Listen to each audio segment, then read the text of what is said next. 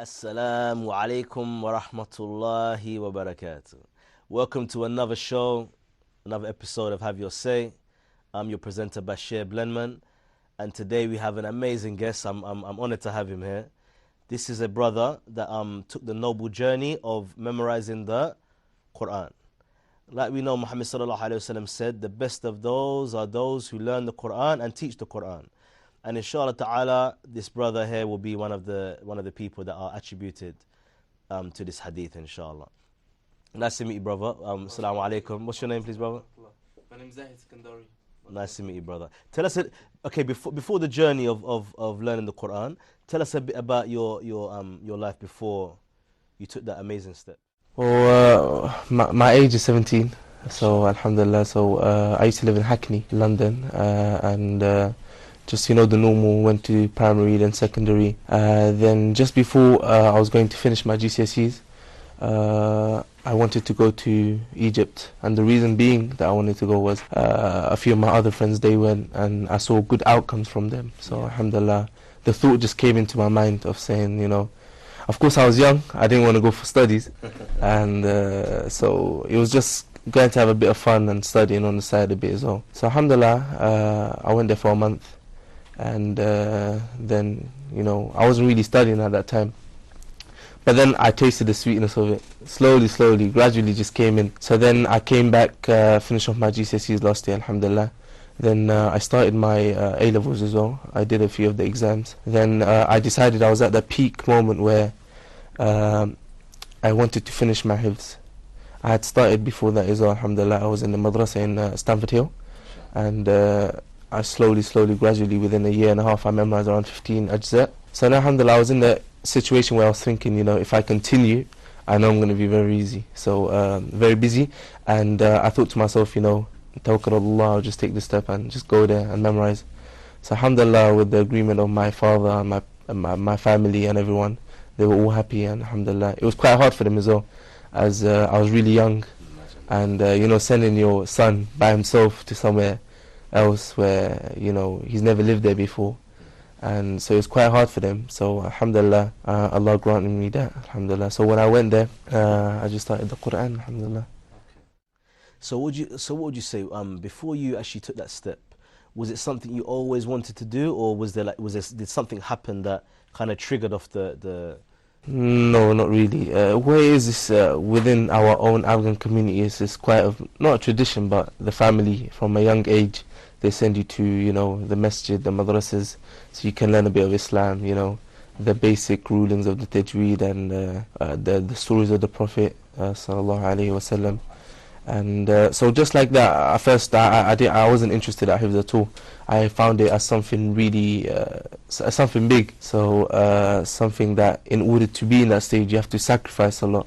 And I remember when we were in the madrasa, you had the small kids, and then you had the main kids which were doing the hifz. So you'd always look up to them and you'd be like, I really want to be like that. And you knew that in order to go there, you need to study. So alhamdulillah, that will help as well. So just gradually studying Islamic studies, stories of the Prophets, and just normal things on how to live life, what the Prophet ﷺ used to do. I came to a point where I thought that, alhamdulillah, I've done a lot in this field, so it's time to understand the Quran. And in order to understand it, I need to memorize it so it can be easier. And one other thing is to learn the Arabic language. So alhamdulillah, hifz, it wasn't a thing that I always wanted to do. But alhamdulillah, eventually once I finished my Islamic studies, I came to a point where I thought that it's time to start. Off the top of your head, what hadith would you say that maybe would give someone the drive to want to memorize the Quran? Like, there's many hadith that pertain to the virtues of memorizing the Quran. So which one would you say is the one that kind of would stand out to you? Let me see. Maybe it's the one where the reward of a hafiz, maybe that he has a certain type of allowance that he's allowed to do in the Day of Judgment, where the other people aren't. So that's probably one I could think of. I don't know if there's a specific hadith for it or anything. No, I can say there's many, but even like what I'm thinking of is the one that on Yawm al-Qiyamah, he comes on Yawm al-Qiyamah and he recites. And when he recites and he keeps going up and up and up and up. Subhanallah. In rank in Jannah. Allahu and Akbar. when where he stops is where he stops. So it's SubhanAllah. SubhanAllah, you've done something. I mean, and even like the one who recites the Quran, his parents receive a crown. Naam, alhamdulillah, naam. So like I say, wallah, you've done something that is this is like my dream as well, and it's something I hope that Allah can I mean, Allah ask Allah to facilitate with this. accept. But something that I want you to understand within yourself, and it's not nothing to make you have pride or nothing to feel good about yourself, but you have to understand that what you've done is so noble, brother. Do you understand? Especially as a young brother, you have to understand you've done something that is amazing. It's a great thing, but you have to understand it and you have to act upon it. Like we know the Sahabi Abu Bakr Siddiq, radiallahu an, he was someone that could have memorized the Quran very quickly, but he took a very long time to memorize it because he wanted to act upon each ayah. So to understand them and act upon them. They say it took him maybe Surah Baqarah, maybe took 10 years. Because he wanted to act upon each ayah. Do you understand? So it's something you have to understand. It's a life thing. It's something that is going to give you like a level of izzah that you could never imagine. And you, how old are you? You said you're 17. You're like a big man, mashallah. But you understand what it does to you. Naam. This Quran is something that is great. It's a great thing. And it's something that is especially something even just listening to it or just reading it in general. But it's something you have in you now. So you have to, it's like a... Continuous. It's a hujjah on you now. It's something that is something that you have to implement in your daily lives. You have to teach it. You have to make it be who you are. And like we know, even when Aisha radiallahu anha was asked about the character of Muhammad sallallahu alaihi wasallam, she said he was the Quran. He was the Quran. So this is something you have to try to strive for, inshallah. Okay, brother. In regards to like I say, the actual journey of doing it. So when you got to Egypt, like you said, you didn't really take it seriously at the beginning. But like I say, how long did the process take from, like you said, having maybe half the Quran already to completing the rest of it? How long did it take? You could say around 11 years old. Okay. So alhamdulillah, just gradually, slowly, in the period of 2 years, I managed to memorize around 15 juz. So this is a very slow way of doing it, going there and sitting down for 2 hours a day and just memorizing. And but then eventually, when I went to Egypt, alhamdulillah, it took me around 4 months to finish the other 15 juz. Because what it is, when you're there, you actually, all of your focus is there. So you haven't got any schoolwork to do. You haven't got any other headaches. I started off with 5 pages. Alhamdulillah, so it gradually went around 10 pages a day. Allahumma barak. What would you say was the most difficult thing about memorizing the Quran? The difficult thing is the muraja'a, keeping it to yourself, and what it is actually, once as I was doing the hifz, my teacher would always give me nasiha, and he'd be like, Zahid, this thing is that you have to sacrifice a lot. How you were before, it should be different. You shouldn't be the same Zahid, you should be changed. Your whole time, your dedication should be on it. And he was like, it's like a job. You could almost say you have to attend to it every single day, and if you don't, it's your loss. So he was always like, Zahid, treat it as a job, and always keep your intentions clear. So alhamdulillah, that's one of the things that I did realize. What was the main benefit that you saw from learning the Quran? What's something that you saw within yourself that changed the most? Alhamdulillah, as I was studying the Quran, I was learning Arabic language as well. So it did help me in understanding the Quran a bit. Understanding the Quran is actually what I really wanted from before, when I wanted to start. So I did get that as well, alhamdulillah. So the main benefit that I see is that majority of the parts now, alhamdulillah, I can understand, and I can, as you said, inshallah, I should try to implement it on my life. Alhamdulillah, I can see that I'm getting towards that path as well, that where I can go into a stage where I can start implementing the Quran into my life. And I can go directly to the Quran as well, alhamdulillah. I can always relate. As many people, they'd be struggling, they won't know the ayat, and they'd be like, where does Allah say this, where does He say that? But alhamdulillah, Allah subhanahu wa ta'ala has enabled me to actually go straight to the Quran and get the sources from there. So would you say, like you said, you started memorizing at 11, but what was your mind frame at that age? Was it something you did just because your parents wanted you to do it? Or is it something that you actually wanted? Was you always like a religious kid? Obviously, you're very young, so I don't think you really had any chance to really... What was your mind frame at that time? Was it a case of just doing it for the sake of it, or did you always have that kind of love for it? You know what it is, when you always do something, it's like something you look forward to, but eventually I don't know how to explain it actually. It's quite hard. But from always, I didn't want to do the Quran. And my childhood, I was raised up in Hackney actually. So I used to hear that it was a crime-based area. Alhamdulillah, I did see a few things as well. But you know what it is? It's the friends you're around, and it's the people you're with. And I realized that the friends that you have in high school and the people around you, the people you hang about with, they actually affect you in what you want to do in life. For example, in the time where I'm supposed to be in the madrasa, if my friends were bad, I could have been out with them and chilling about. But alhamdulillah, I did have good friends. Alhamdulillah, not the best of friends, but I could say that they were quite good. Alhamdulillah. Because the reason why I'm saying this is because what we tend to do in life is that we look at the end result of things, but people always seem to look at the end result. They don't think about what happened before and the struggle that you have to go through to get it. Do you understand? So the point I was really trying to get at is that you've come from a state where you don't even really want to do it to a state where you've done it. Do you understand? Like you're actually one of the people that's actually done it. Do you understand? But I want people to understand that within that process, it takes a long time. Maybe you don't even really want to do it. The same thing that a lot of Muslims don't understand. It's like they look at the end result of someone that's practicing, but they feel that they don't have any hope because they're not in that state of mind at the moment. They think, oh, I don't really want to pray, I don't really want to fast, I don't really want to do these things. Not knowing that this is how everyone starts. Everyone has to start from somewhere where it's like, I don't really want to do this, it's difficult. Do you understand? I don't understand why I'm doing it. Like I can imagine you memorizing the Quran, you don't even know what you're saying. And to the point where you actually know what you're saying, it's in you, you love it, you enjoy it. Do you understand? So I think that's another thing that we have to look at as, even outside of the Quran, just as Muslims in general, like whatever we're trying to achieve as Muslims, there's always going to be a starting point. But from that starting point, you have to just be dedicated. Like like Allah loves the one who's consistent. And I think one of the main things that maybe where you, obviously it's the mercy of Allah, but one of the main things what I can see from you that's very honourable, my brother, is that you clearly was consistent. And this is one thing that a lot of the Muslims lack, is consistency.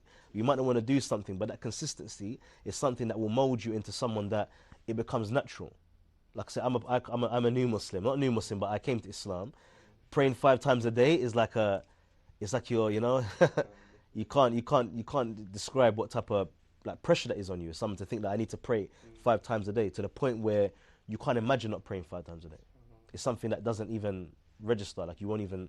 It's not even like a possibility in your mind.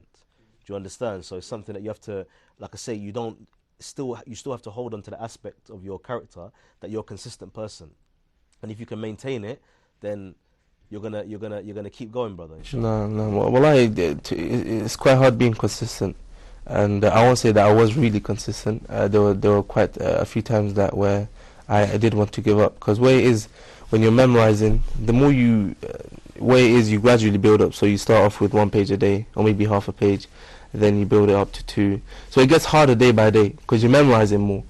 But you said something there that was incorrect. You said that I wasn't always consistent because sometimes I didn't want to do it. Nah. This is not consistency. Do you understand? What you done, you didn't want to do it, like anyone else doesn't want to do it, but you kept doing it. Do you understand? This is the virtuous thing that I'm talking about. The fact that you didn't want to do it, but you kept doing it. You was consistent. Consistency has nothing to do with how you feel inside. It's to do with what you're actually doing. Do you understand? And like I say, even though you didn't want to do it, you're 17. You want to relax and play football. I don't know what you want to do, but you was consistent. And it's something I want the viewers to kind of understand, that this is something that is like a recipe to success. In anything you're doing, like you have to be consistent. Do you understand? But okay, let's in regards to Egypt, like Egypt's a crazy place, yeah? You can go there, you can be in a worse situation than in Hackney, yeah? So what kept you firm in Egypt? What was the thing that as a young boy, like there's a lot of fitna in Egypt, we know this, yeah? What kept you straight in Egypt, especially when your parents are not there to oversee you? Actually, before I went in Ramadan in 2015, I did go with my family for a week.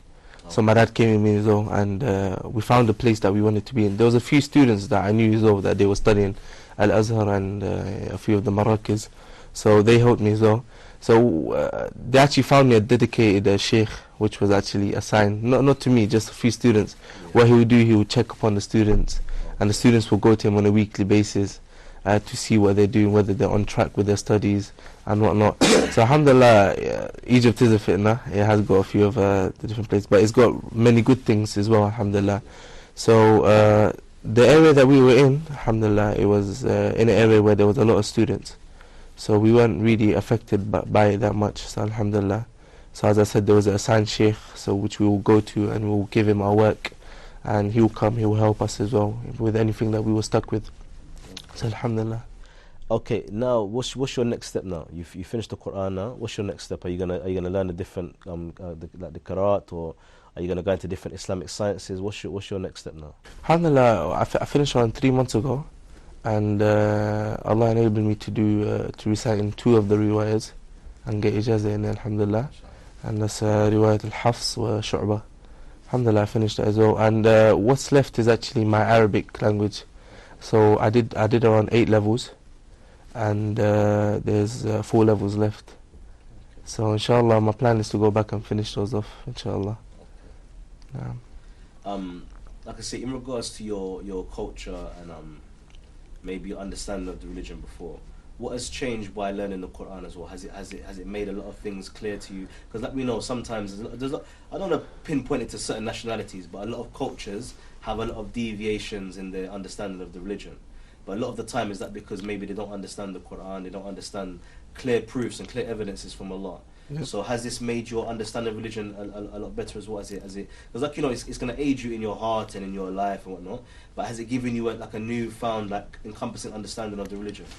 Alhamdulillah, I could say it has, because I'm getting towards it. As I said before, there's many of the parts that I can understand now, alhamdulillah.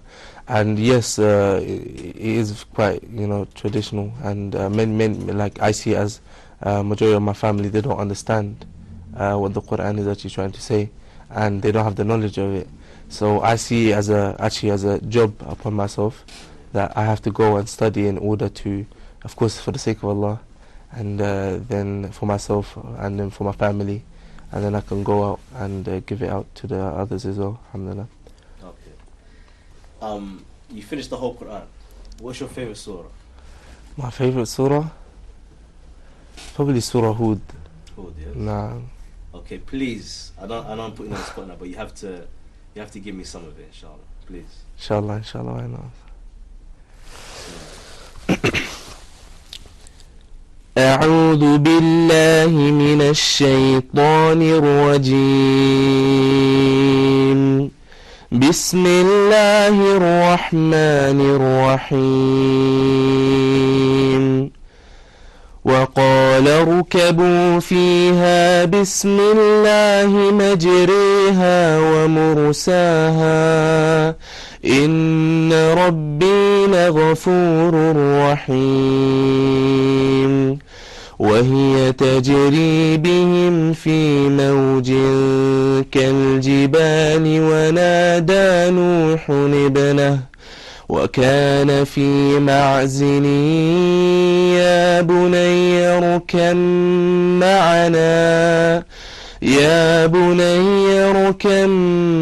معنا ولا تكن مع الكافرين. قال سآوي إلى جبل يعصمني من الماء قال لا عاصم اليوم من